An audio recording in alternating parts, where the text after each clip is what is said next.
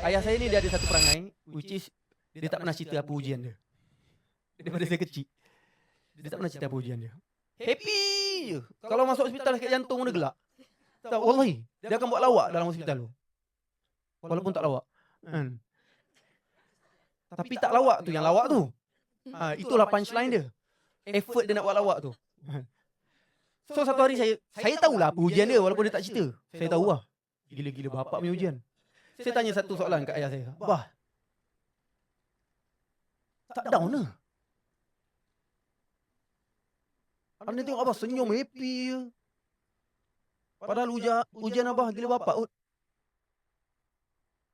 Ayah saya kata, sebab tu abah sakit jantung.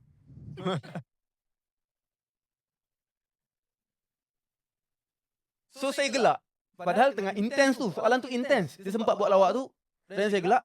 Lepas tu dia cakap, Nin, sini, abang nak tunjuk something. Ayah saya buka phone dia. Ayah saya buka bahagian notes. Ayah saya tulis notes tu, buku nikmat. So dia kata, dekat notes ni, abah tulis segala nikmat yang Allah bagi pada abah daripada abah kecil sampai hari ni. Dan setiap nikmat tu abah bukan sekadar tulis apa nikmat tu. Abah buat doa special tentang nikmat tu. Contoh. So saya tengoklah sesenyap kan.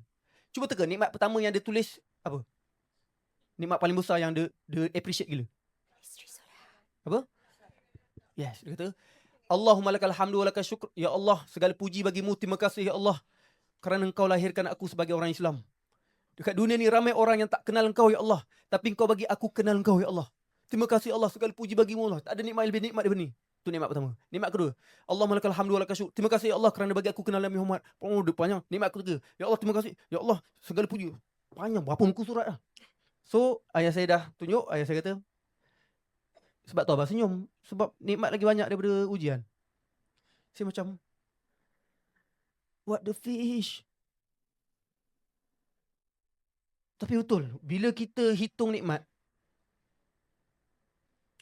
kita akan ada satu kebahagiaan dan ketenangan yang luar biasa. So itu 3 cara lah macam mana kita nak kuat menghadapi ujian. First, faham kenapa Allah uji kita. Saya dah listkan tadi kenapa Allah uji kita. Kedua, tengok orang yang lagi susah. Ketiga, hitung nikmat, bukan musibah. Sebagai perakhiran, saya nak bagi satu berita gembira. Nak dengar ke tak nak? Nak. Tapi bukan berita gembira daripada saya. Berita gembira daripada Allah.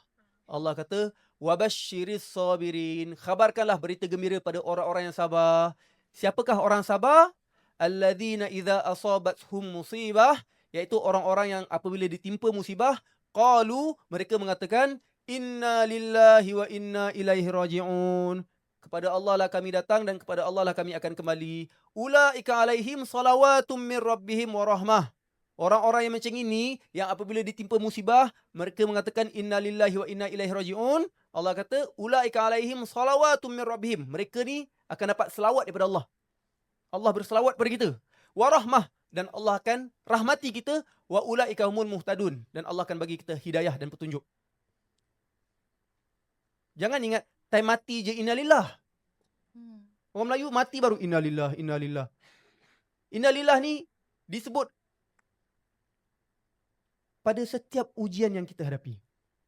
Setiap kehilangan. Saya sebut kehilangan sebab kalau orang yang betul-betul memaknai inna lillahi wa inna ilaihi raji'un, sebenarnya tak ada istilah kehilangan. Sebab kita tak memiliki apa-apa pun. Betul tak?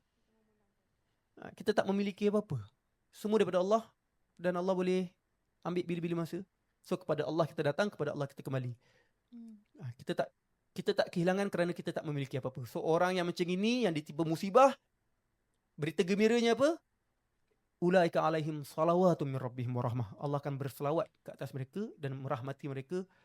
Wa ulaika muhtadun, dan Allah bagi petunjuk. Dan bila dah dapat rahmat Allah, dah dapat selawat daripada Allah, maksudnya apa? Maksudnya apa? Syurga.